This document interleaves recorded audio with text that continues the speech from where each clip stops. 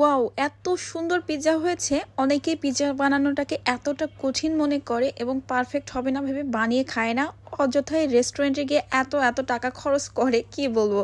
কিন্তু আমি তো লাকিয়েস্ট পারসন বলা যায়। কারণ আমি তো পিজ্জা সবসময় বাসাতেই বানাই। আমার তো রেস্টুরেন্টে পিজ্জা খেতে একদমই ভালো লাগে না। কারণ আমি নিজে বাসায় এত পারফেক্টলি বানাইতে পারি। নিজের প্রশংসা নিজে কেনই বা করব না বলেন? কারণ আমি তো এটা বেটার বানাই। তো যাই হোক আপনারা তো অনেক পছন্দ করেন। তো আজকে আবারও নিয়ে হাজির হয়েছি তাদের জন্য যারা পারে না। দেখেন আমি এখানে কিছুটা কুসুম গরম পানি নিয়েছি, তার মধ্যে ইস্ট নিয়েছি হাফ টি স্পুনের মতো, তার মধ্যে একটু লবণ নিয়েছি আর একটু নিয়েছি চিনি। তার মধ্যে আমি দিয়ে দিয়েছি পরিমাণ মতো ময়দা। এই ময়দা কতটুকু হবে? হাফ কাপের মতো আর কি।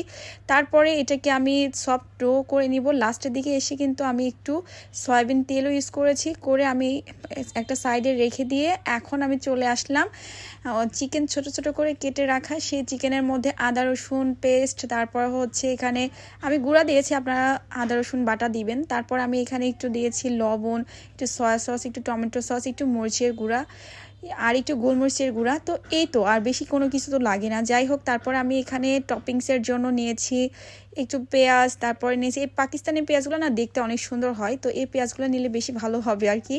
তারপরে হচ্ছে এখানে আমি একটু ক্যাপসিকাম নিয়েছি, তার মধ্যে নিয়েছি আমি গাজর সামান্য।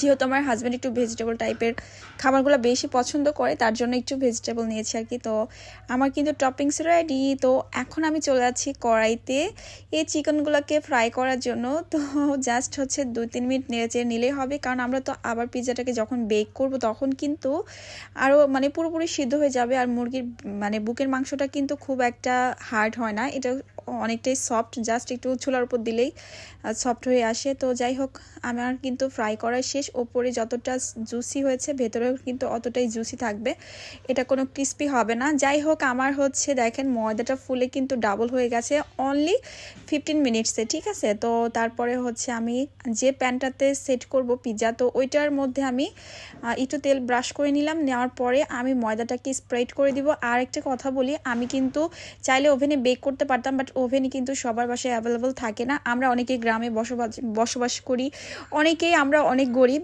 যেমন আমি, তো আমাদের সবসময় ওভেনটা অ্যাভেলেবল থাকে না। এই জন্য আমি চুলাতে কীভাবে বানাচ্ছি সেটাই দেখাচ্ছি। চাইলে আপনারা একটা স্টিল বা সিলভারের প্লেটের ওপরেও এটা বানাতে পারেন, বা হচ্ছে সিরামিকের ওভেন প্রুফ প্লেটের ওপরেও মানে হচ্ছে বানাতে পারবেন, কোনো ব্যাপার না। এটা বড় পাতিলের মধ্যে দিয়ে ঢেকে দিলে হবে। তো আমি একটু টমেটো সস এখানে দিলাম, আর স্প্রেড করার পরে কিন্তু কাঁটা চামচ দিয়ে একটু ছিদ্র করে নিয়েছি। তারপরে আমি এখানে বেশ কিছু চিজ দিয়েছি। তারপরে আমি হচ্ছে একটু আগে যে চিকেনটা ফ্রাই করে নিলাম সেই চিকেনটা দিয়েছি। তারপরে এখানে কিছু ক্যাপসিকাম, কিছু গাজর, তারপরে পেঁয়াজ। তো এভাবে করে আমি লেয়ার বাই লেয়ার সাজিয়ে নিচ্ছি। এটা টোটালি ডিপেন্ড করবে আপনার নিজের ওপর, আপনি কীভাবে সাজাবেন। এটা খুব একটা মানে ইম্পর্টেন্ট কোনো কিছু না, জাস্ট মানে এটা যার যেভাবে ভালো লাগে সে সেভাবেই সাজাবেন, কোনো ব্যাপার না। তারপরে আমি কিছুটা অরিগানো ছিটিয়ে দিচ্ছি ওপর দিয়ে, এটা সুন্দর একটা ফ্লেভার আসবে। পিৎজার ফ্লেভারটা আসল পিৎজার জন্য, তো অবশ্যই অরিগানোটা ইউজ করবেন। তো আমি জাস্ট এখানে 15 মিনিটস বেক করে নিয়েছি। নেওয়ার পরে দেখেন পিৎজাটা আমার কি সুন্দরভাবে বেক হয়ে গেছে এবং দেখতে কতটা ইয়াম্মি লাগছে, খেতেও কিন্তু ইচ্ছে করছে, তাই না? তো আপনারা বাসায় এভাবে করে ট্রাই করবেন। আর নতুন নতুন রেসিপি পেতে এবং ইজি ওয়েতে, সবাই জানে যে আমার পেজ মানেই হচ্ছে একদমই ইজি পেজ, মানে ইজি রেসিপি আর কি, পেজ না। তো যাই হোক, আপনারা সবসময় ফলো দিয়ে রাখবেন এবং নোটিফিকেশন পাওয়ার সাথে সাথে আপনারা রেসিপিগুলো বাসায় ট্রাই করা শুরু করে দিবেন, কারণ খুবই ইজি রেসিপি আমি দেই। আজকে এই পর্যন্ত, আল্লাহ হাফিজ।